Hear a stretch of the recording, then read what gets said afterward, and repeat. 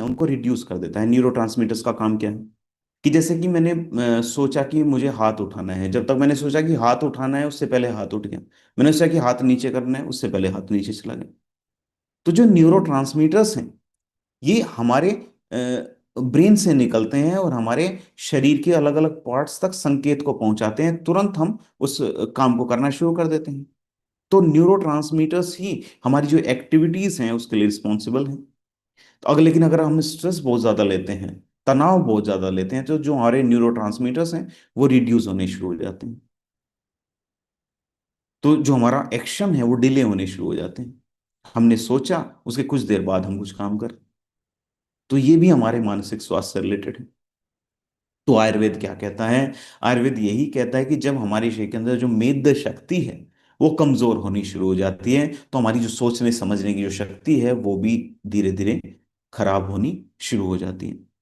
तो हमें अपने शरीर के अंदर मेद शक्ति को बढ़ाना है। मेद को बढ़ाने की आवश्यकता है, उसके लिए बहुत सारे रसायन हैं। मेद रसायन के विषय में मैंने आपको बताया, जैसे ब्राह्मी है, शंखपुष्पी है, ज्योतिषमती है। ये प्रमुख रूप से मेद रसायन माने जाते हैं जो कि हमारे मानसिक स्वास्थ्य की रक्षा करते हैं। टगारा का हमने इसके अंदर यूज किया है। एक ऐसी इंपॉर्टेंट हर्ब है जो कि हमें बेटर स्लीप दिलाने में हमारी मदद करती है, नींद हमें बेहतर आए। क्योंकि आयुर्वेद एक ऐसा विज्ञान है जो कि हमें सिखाता है कि अगर कोई बीमारी हमारे शरीर के अंदर है उसको जड़ से खत्म करना है। अगर ब्रेनडो को हमने बनाया, उन सारी हर्ब्स को हमने इसके अंदर मिक्स कर लिया जिनकी वजह से मानसिक रूप से मानसिक स्वास्थ्य से रिलेटेड जो समस्या हमारे शरीर के अंदर उत्पन्न हो रही थी, अगर नींद हमें बेहतर नहीं आएगी तो हमारी याद रखने की जो क्षमता है, जो हमारी मेमोरी है, वो तो कम होगी, क्योंकि हमारे ब्रेन को तो प्रॉपर रेस्ट मिला ही नहीं। तो उस प्रॉब्लम को दूर करने के लिए टगारा जो हर्ब है उसका हमने इसके अंदर यूज किया। अश्वगंधा का हमने इसके अंदर यूज किया।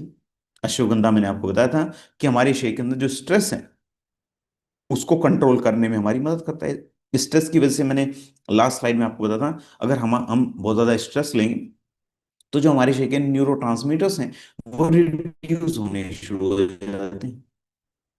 लेकिन अश्वगंधा का हमने इसके अंदर यूज किया। अश्वगंधा हमारा जो स्ट्रेस लेवल है उसको कम कर देता है। ठीक है। तो बहुत ज्यादा बेनिफिशियल रहेगा। तो जो न्यूरोट्रांसमीटर्स वाली जो समस्या है वो उत्पन्न नहीं होगी।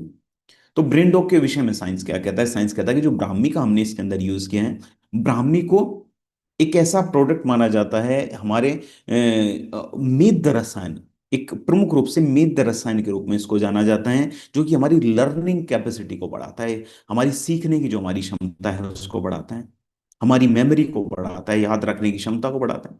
आप समझिए कि जैसे क्लासरूम है, क्लासरूम के अंदर 100 बच्चे हैं, क्या 100 के 100 बच्चों की लर्निंग कैपेसिटी सेम होगी?